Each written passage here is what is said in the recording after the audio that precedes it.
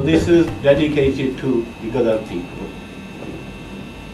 Whenever in the darkness of gloom you feel that in the name of Rama, Ram is supposed to be the embodiment of good and Ravana is supposed to be the embodiment of bad. Although I can differ that, but anyway, in the darkness of gloom, whenever you feel that in the name of Rama, armies of Ravan, in the name of Krishna, armies of Duryodhana are on the march, trampling every crop of dreams. Whenever you are lost at a crossroad of life, feeling that like Kumbhakarna was the younger brother of Ravana who slept for 6 months and was awake for 6 months. So nobody could wake him up when he was sleeping.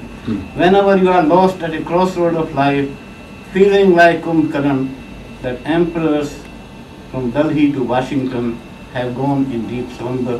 Whenever you find the tender suffering of democracy barely breathing, squeezed by tight noose of imperialism, whenever you feel that the 100-hooded cobra of middle-class aspirations is devouring every baby dream of the destitute, whenever it seems that the 1,000-faced demon of capitalistic greed is spreading its claws all over the world, is swallowing every weak nation, destroying your own house, whenever it seems that every exiled drama is for sale for few coins, in that night of doubts, just remember, again and again, that band of half-naked, semi-starved, illiterate, powerless workers and peasants, devoid of all means, who dare to fight back.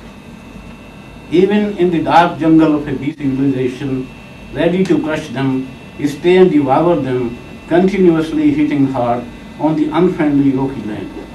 And they sacrificed everything they had so that we today can live and breathe like human beings, fearless and free. So that was the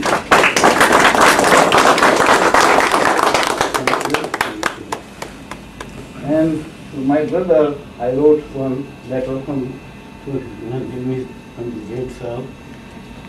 And let's say like in temple we said that Karagas and jails were the temples of freedom.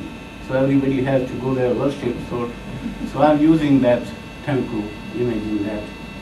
In spite of all the government proclamations, how can I forget that you are burning in the temple of Varanasi prison like a candle, and outside there is darkness in the whole nation. So whenever I saw rays of truth on the face of the prisoner, I wanted to spray them on those posters that have blackened the face of Delhi with lies and lies and lies.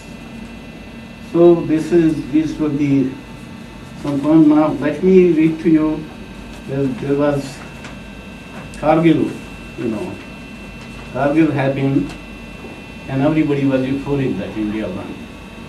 So this is a post-Kargil point number 1, and that's the only one I'm going to read. What reason is there for this euphoria, for this joy, for this celebration? The fact that a poor man had to sell himself to satisfy the fire of his stomach and ended up going into the valley of death due to your policies, and proclaiming his bloody death as martyrdom, you are cashing it now. You can turn death into the glue of patriotism to stick yourself more firmly to the seat of power.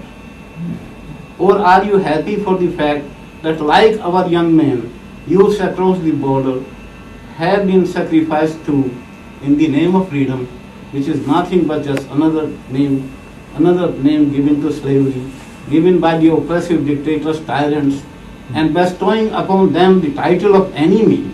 Our Jawans have applied a victory tilak on your forehead with their blood. On both sides, the very same wretched persons die, in whose name this rotting leg of democracy stands. Tomorrow these rulers will meet again, to toast each other, to drink to each other's health. And once more they will declare peace, and sign a treaty of peace and friendship, only to be broken again. Again, like cocks and partridges, they will engage the youth and fight. Young men on both sides will be bloodied again. Leaders will cheer and clap. The process shall go on and on. The truth, the dharma, the principle, in whose name blood will flow, will be buried deep in the ground like Sita. So Rama can go on performing his Varmuli Yajna.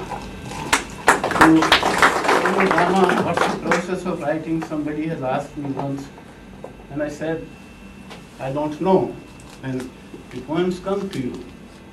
If I sit down and say, I'll write a poem today, that poem, so there's no time, there's no thing. Poem which became quite famous and which Vishali uses, oh, God knows how many years she has been using in her class, came in 3 minutes, totally 3 minutes in the darkness. And we call it Dharm Yudh. Of course, every youth is a Dharm Yudh from the point of view of the fighter. So we were victorious in Dharm Yudh in the end. So what the hell is happening? And so this poem in Hindi, of course, Har Dharm Yudh mein, in every righteous war, Vijay Ram ki hoti hai, victory goes to Rama, the good person.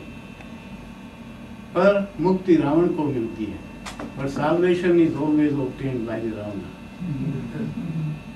और राज्य प्राप्त होता है विभीषण को, and the kingdom is always inherited by the traitors. रही सत्य की Sita, and as far as the Sita, the truth is concerned, उसे मिलेंगे अग्नि परीक्षा, वनवास और धरती में समाना, test by fire, exile, and in the end, burial in the ground alive. And of course, Oklahoma came, and I wrote a poem when our famous President Clinton went to, at the anniversary, he went to Oklahoma, and he kept the silence for 2.5 minutes.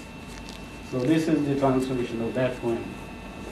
So you will observe silence then for 2 minutes and 40 seconds, because for you only 160 people died in Oklahoma, and you give 1 second for each of them, killed by your own homemade terrorism.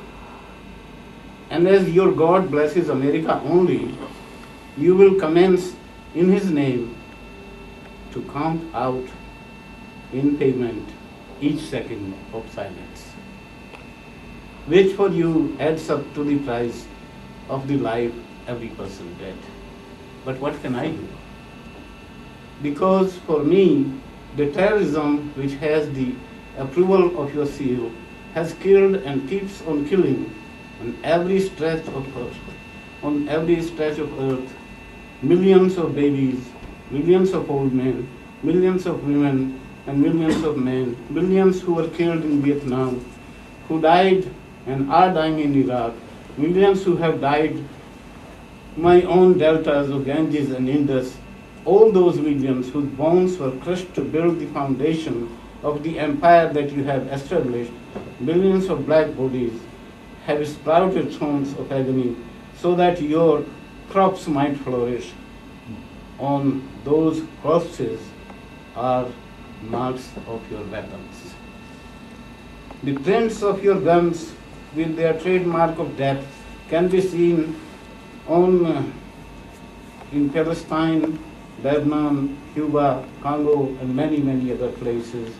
Whose gunpowder is it, do you think, that drenched the land of my Punjab and Kashmir in blood, which made the river Padma red in Bangladesh?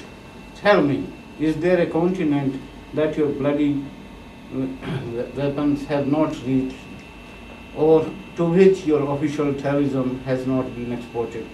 O chief of all merchants of death, you who are writing, you who are writhing in pain because a small flying ember has alighted also on your house, if I were to observe a second silence for each innocent person who died to feed your demonic imperialistic appetite, I'd be rendered mute for life after life after life.